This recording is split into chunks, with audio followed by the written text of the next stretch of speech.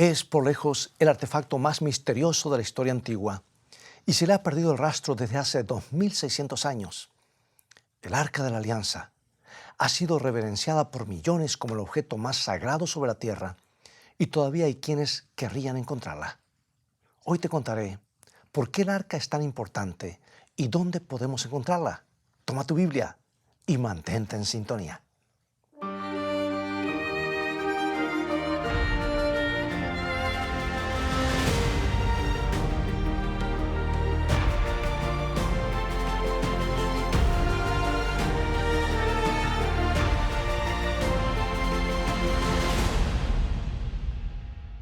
En 1981, el director Steven Spielberg realizó una película que lo colocó en la vidriera, en la gran vidriera, yo diría. Era la historia de un arqueólogo norteamericano que estaba en busca del Arca de la Alianza en la década de los años 30. Estaba en una carrera contra el tiempo para encontrarla antes que lo hicieran los nazis. El arqueólogo se llamaba obviamente Indiana Jones. ¿Recuerdas la película? Bien, como ya te habrás dado cuenta, me refiero a los buscadores del arca perdida. La historia que narra el filme de Spielberg nunca ocurrió, pero encendió la imaginación de mucha gente. Los espectadores que nunca habían pensado en el Arca de la Alianza fueron hechizados por lo que muchos consideran, si me perdonan la ironía que estoy por decir, el santo grial de la arqueología. ¿Qué era esa misteriosa caja de oro y por qué está perdida? Bien, la versión de Spielberg sobre el arca podrá producir buenas cifras en la taquilla, pero no nos ayudará demasiado para entender qué era el Arca de la Alianza ni por qué es tan importante. Si quieres tener una buena descripción de ese misterioso artefacto, debes ir a los antiguos escritos de un hombre que estuvo allí cuando se construyó el arca. No necesitamos recurrir a Hollywood o a otras obras de ficción, porque hay registros confiables a nuestra disposición. Y aquí, en el libro de Éxodo, descubrimos que el Arca de la Alianza fue construida como parte integrante del tabernáculo del Antiguo Testamento. Más aún, el arca fue lo primero que Dios mencionó después de darle la orden de construir un santuario. Y podemos leer eso en Éxodo capítulo 25. Y esto es lo que dice Éxodo 25, 8 y 9. Y harán para mí un santuario, y habitaré en medio de ellos. Conforme a todo lo que yo te muestre el diseño del tabernáculo y el diseño de todos sus utensilios, así lo haréis. Ahora bien, antes de continuar leyendo, espero que hayas notado que el santuario terrenal fue diseñado por Dios mismo.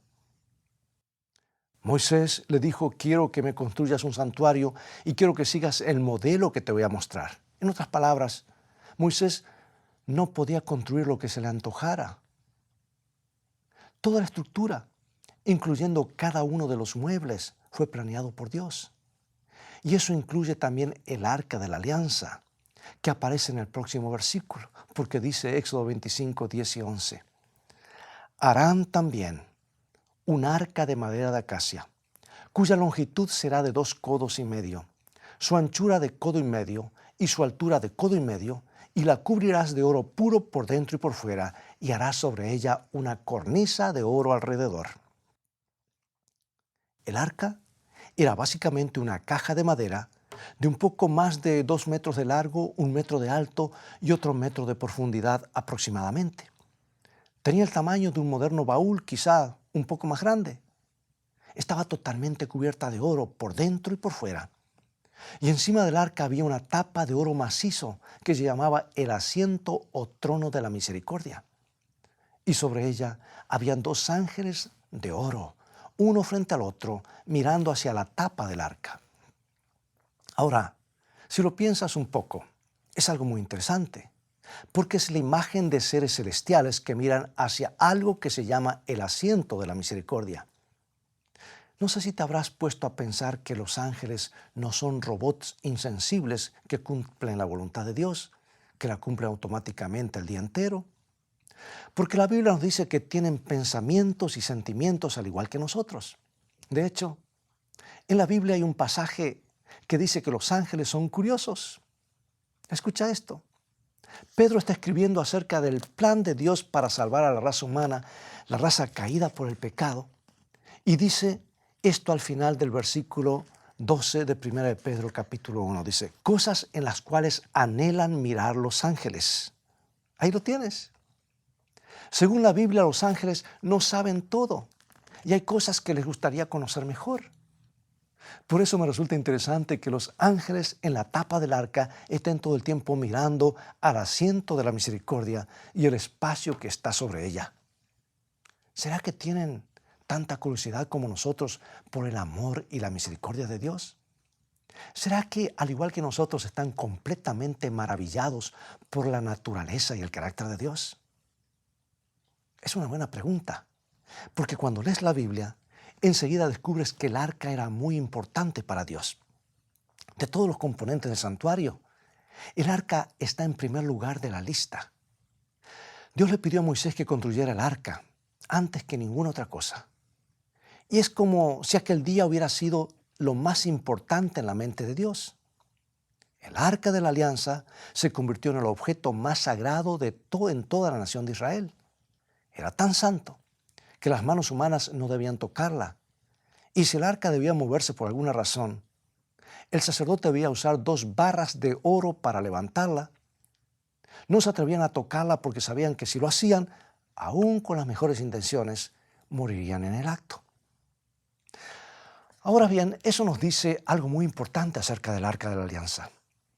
Solo hay otra cosa en la Biblia que es tan sagrada que los seres humanos deben permanecer lejos de ella, y es la presencia de Dios.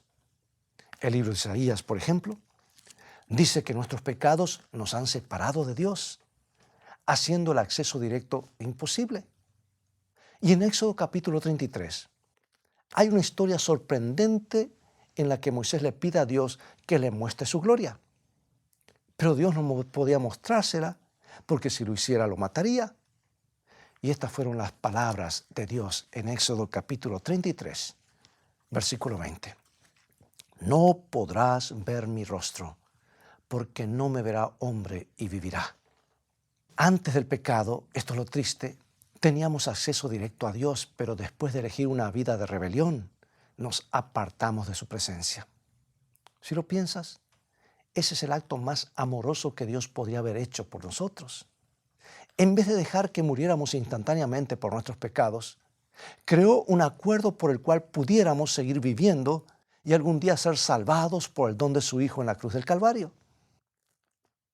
Pero por el momento no podemos ver a Dios el Padre cara a cara y vivir. Como con el arca pasaba lo mismo, tenemos una pista de su verdadero significado. La Biblia dice que el arca de la alianza estaba localizada detrás de un grueso velo en el lugar santísimo. La única vez que los seres humanos la veían era cuando el campamento se trasladaba, o una vez por año cuando el sumo sacerdote ingresaba en el lugar santísimo para el ritual del día de la expiación. Y esa pieza del mobiliario era por lejos el objeto más temido en el tabernáculo. La pregunta es, ¿por qué? ¿Qué tenía de especial esa caja de oro? ¿Por qué estaba oculta en la parte más inaccesible del templo? Por suerte no tenemos que adivinarlo porque la respuesta se encuentra en Éxodo capítulo 25. Refiriéndose al arca de la alianza, Dios dice lo siguiente, Éxodo 25, 22. Y de allí me declararé a ti y hablaré contigo de sobre el propiciatorio entre los 2 querubines que están sobre el arca del testimonio, todo lo que yo te mandare para los hijos de Israel. Bueno, este es el motivo por qué no se podía tocar el arca de la alianza. No era una pieza más del mobiliario, era el trono donde se manifestaba la presencia literal de Dios. Y en medio del desierto, cuando los hijos de Israel iban de la tierra de Egipto a la tierra prometida, la presencia de Dios iba delante de ellos en forma de una gran nube. Durante el día era una nube, durante la noche se convertía en una columna de fuego. Y cuando los israelitas plantaron su campamento, la presencia de Dios descendió al tabernáculo y fijó su residencia sobre el arca de la alianza. Por eso es que en distintas partes de la Biblia se describe a Dios como el que habita entre los querubines. Por ejemplo, tenemos Salmo 81. Nos dice así: Oh pastor de Israel, escucha, tú que pastoreas como ovejas a José, que estás entre querubines, resplandece. Más adelante en Isaías 37:16 dice más o menos lo mismo. Jehová de los ejércitos, Dios de Israel, que moras entre los querubines, solo tú eres Dios de todos los reinos de la tierra, tú hiciste los cielos y la tierra. O sea que lo que implican estos pasajes es asombroso, porque aquí tenemos un Dios que ha sido dejado de lado y abandonado por la raza humana, pero igual decide tener su residencia entre los hombres. Abandona las glorias del cielo para residir en una pequeña carpa. La razón es que Él quiere estar con nosotros. Y cuando Dios le ordenó a Moisés que construyera un tabernáculo, le dijo exactamente cómo hacerlo. Y esto está en Éxodo 25:8. Y dice así: y harán un santuario para mí y habitaré en medio de ellos. Este es el propósito. Este es el verdadero secreto del Arca de la Alianza. Era especial porque representaba la presencia de Dios entre su pueblo. Y a menudo me pregunto si la madera mezclada con oro no era una indicación de que algún día Dios mismo iba a mezclar lo divino con lo humano para venir a la tierra como uno de nosotros. Es posible que en cierta medida el Arca de la Alianza estuviera señalándonos el nacimiento de Jesucristo. En la década de los 70, un hombre llamado Erich von Däniken publicó un extraño libro titulado Carrozas de los Dioses, que se convirtió en un bestseller y afirmaba que la civilización humana es el resultado de alienígenas, en otras palabras, extraños, extraplanetarios, que vinieron a este planeta hace miles de años. Y cuando leyó en la Biblia la descripción del Arca de la Alianza, su imaginación se disparó. Él dijo lo siguiente: el arca era una radio de 2 vías que le permitía a Moisés comunicarse con los seres superiores de otros mundos. Pero esa clase de afirmación está totalmente fuera de contexto. El Arca de la Alianza no era un artefacto para comunicarse con alguien distante en el espacio exterior. Se trata de la morada de quien quiera habitar entre su pueblo. Trata de Dios, cuyo corazón anhela la clase de comunión que teníamos con Él antes que le volviéramos nuestras espaldas. Se trata de un Dios que desea ser uno de nosotros y morir en nuestro lugar. El Arca de la Alianza no nos trae un mensaje de distancia y separación, aunque estuviera oculta detrás de un velo, sino de cercanía y reunión.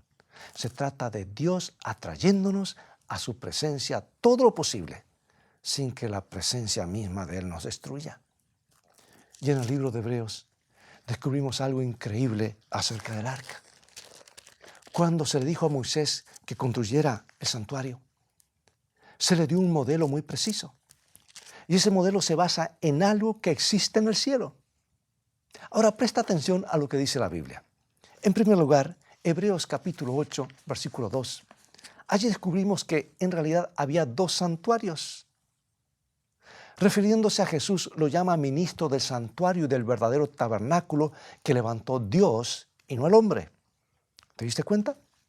Si lees más adelante, Hebreos 9:11, siguiente capítulo vuelve a decir lo mismo y dice: pero estando ya presente Cristo, sumo sacerdote de los bienes venideros, por el más amplio y más perfecto tabernáculo no hecho de manos, es decir, no de esta creación. O sea que según la Biblia, Jesús es sumo sacerdote, pero Él no ministra en un templo terrenal, lo hace en un templo que no fue construido por manos humanas. Quiere decir que no puede ser sacerdote del tabernáculo que construyó Moisés, porque ese fue construido por manos humanas. Por eso, si Jesús no es sacerdote del santuario terrenal, ¿en qué santuario realiza Él su ministerio? La respuesta es muy simple. Se encuentra en el mismo libro de Hebreos. Y después de hablar acerca del santuario terrenal y de sus sacerdotes, el autor hace esta notable observación. Escucha, Hebreos 8:5. Los cuales sirven a lo que es figura y sombra de las cosas celestiales, como se le advirtió a Moisés cuando iba a erigir el tabernáculo, diciéndole: mira, haz todas las cosas conforme al modelo que te ha sido mostrado en el monte. Permíteme que te formule una pregunta importante. si el santuario terrenal fue construido de acuerdo con los planos que Dios le mostró a Moisés, y la Biblia dice que el santuario terrenal era una sombra de las cosas celestiales, ¿qué significa todo esto? La respuesta es sorprendente. El santuario terrenal, en su totalidad, era una réplica de algo específico que estaba en el cielo. Quiere decir que en el cielo hay un santuario. En ese santuario, Jesucristo, que es a la vez sumo sacerdote y cordero sacrificial, ofrece su sangre en favor de los pecadores. Hay todo un libro que nos explica de esto en el Nuevo Testamento. Y es lo que dice el libro de Hebreos, capítulo 9, versículo 24. Porque no entró Cristo en un santuario hecho de mano, figura del verdadero, sino en el cielo mismo para presentarse ahora por nosotros ante Dios. Yo espero que puedas darte cuenta del significado de esto. Porque en el Antiguo Testamento el arca de la alianza servía como el trono de la presencia misma de Dios. Y cada día los israelitas ofrecían los animales en el atrio por causa de los pecados cometidos. Sus pecados eran transferidos simbólicamente al animal y entonces el animal entregaba su vida. Y un sacerdote rociaba parte de la sangre en el lugar santo como si la estuviera presentando ante el trono de Dios, que estaba del otro lado del velo. Y una vez al año, en el día de la expiación, el sacerdote rociaba un poco de esa sangre sobre el trono de la gracia en el arca, como el medio por el cual se borrarían todos los pecados que hubieran sido simbólicamente transferidos al santuario. Escucha, todo eso es una ilustración de lo que Jesús hace por nosotros.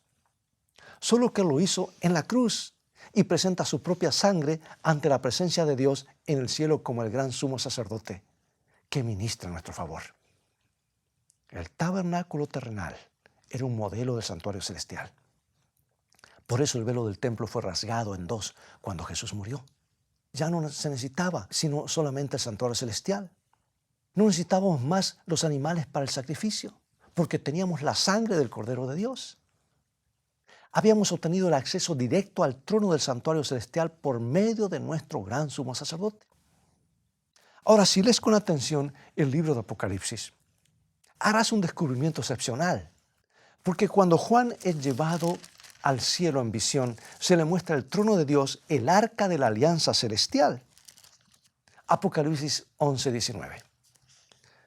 Y el templo de Dios fue abierto en el cielo y el arca de su pacto se veía en el templo. Y hubo relámpagos, voces, truenos, un terremoto y grande granizo. Durante años se ha especulado acerca del paradero del arca de la alianza o del pacto. Y después de la destrucción de Jerusalén por parte de los babilonios, sencillamente desapareció. Algunos suponen que uno de los hijos de Salomón la llevó a Etiopía. Hay una tribu de judíos muy misteriosos que viven en Etiopía llamados falashas, que afirman tener el arca en su poder. En el antiguo libro de los Macabeos, un libro que versa sobre la historia judía, se presenta otra teoría. Dice que Jeremías escondió el arca en una cueva cuando se enteró que los babilonios estaban en camino. Pero lo más importante es que ya no necesitamos más el arca de la alianza terrenal, ¿escuchaste? Porque tenemos la verdadera que está en el cielo. Tenemos acceso directo al trono de Dios en los cielos a través de Jesucristo. Y eso es lo que nos dice el libro de Hebreos.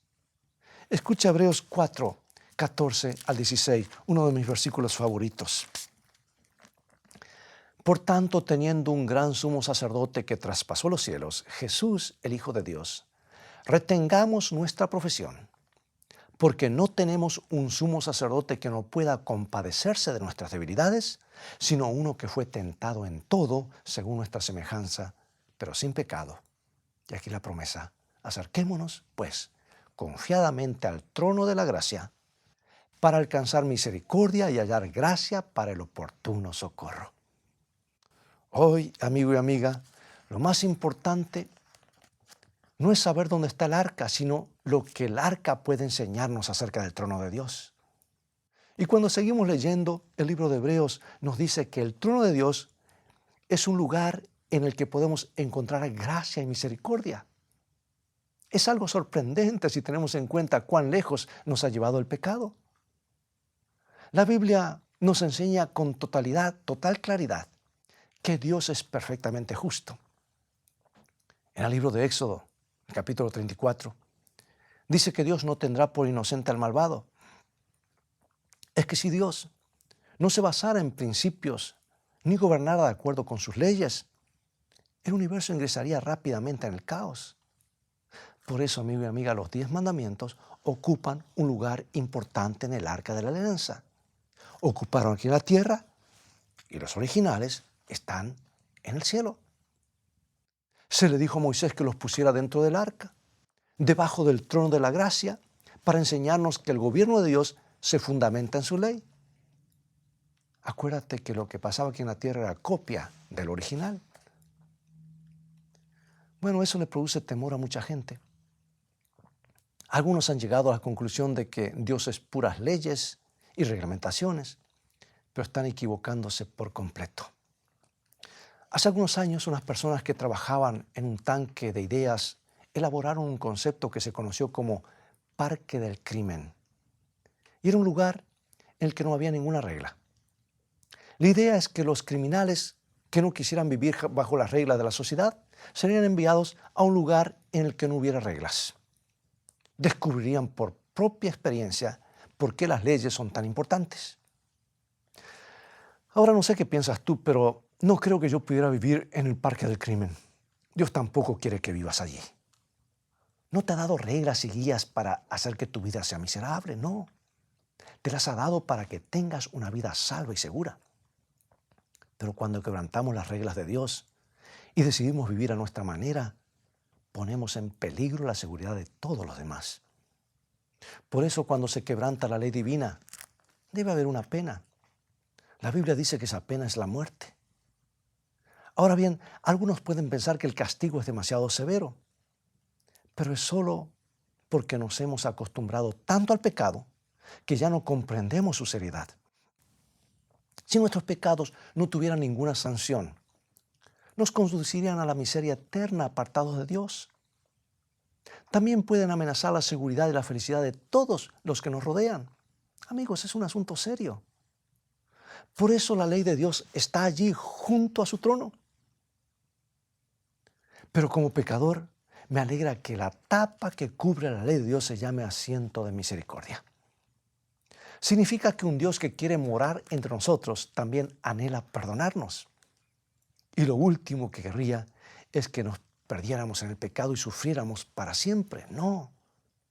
Por eso, su perfecto Hijo, el Cordero de Dios, rocía su propia sangre inocente sobre el trono celestial y esboza una sonrisa cuando el Padre acepta su sacrificio en tu lugar. Esa es la belleza del Arca de la Alianza. Y ahora, a manera de conclusión, déjame contarte que hace algún tiempo escuché la historia de un joven estudiante del seminario que trabajaba medio tiempo como chofer de un ómnibus en el lado sur de Chicago. Era acosado por una banda de muchachos que subían al ómnibus y se negaban a pagar su tarifa. Y después de algún tiempo, decidió tomar cartas en el asunto. Cuando vio un policía parado en la esquina, detuvo el ómnibus y denunció a los muchachos. El oficial los hizo pagar la tarifa. Pero tan pronto como el ómnibus se perdió de vista al policía, saltaron sobre el conductor y lo molieron a palos. El chofer decidió presentar cargos, porque era lo que correspondía hacer. Pero cuando los jóvenes recibieron sus sentencias, este hombre hizo algo muy poco común. Su señoría dijo: perdono a estos jóvenes, y si la corte está de acuerdo, me gustaría cumplir las sentencias en su lugar. El juez no lo permitió. Pero esa es justamente la lección que aprendemos del Arca de la Alianza, amigo. Al acercarnos al trono de Dios, descubrimos que se han levantado cargos en nuestra contra como corresponde. Pero hay una gota de la sangre sobre la tapa del arca, derramado por uno que fue clavado en una cruz. Significa que Dios nos ha perdonado por completo y nos ha convertido en súbditos de su reino.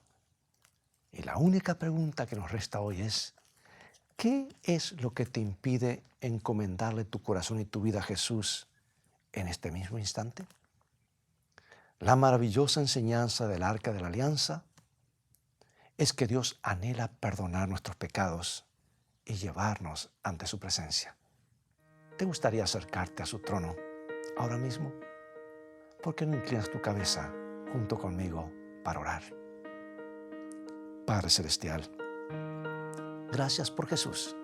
Gracias por el gran Cordero de Dios que dio su vida por nosotros y rocía con su sangre tu trono para que podamos alcanzar misericordia. Enséñanos a descansar en Jesús. Queremos amarlo, queremos confiar en Él y queremos conocerlo mejor. Te lo pedimos en el nombre de Jesús. Amén.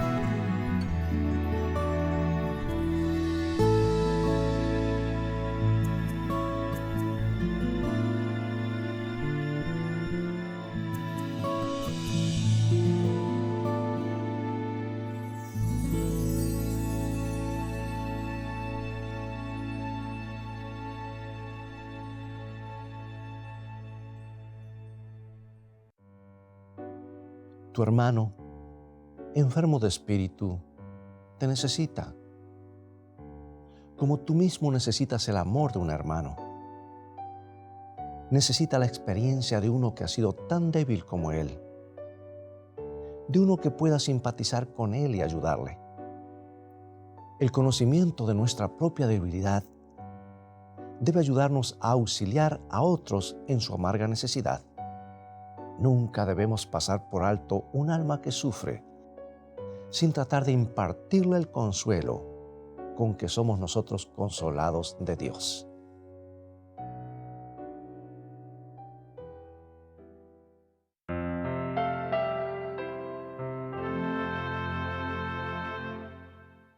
Amigo y amiga, Dios te ama y hará todo lo posible para que tú estés con Él para siempre.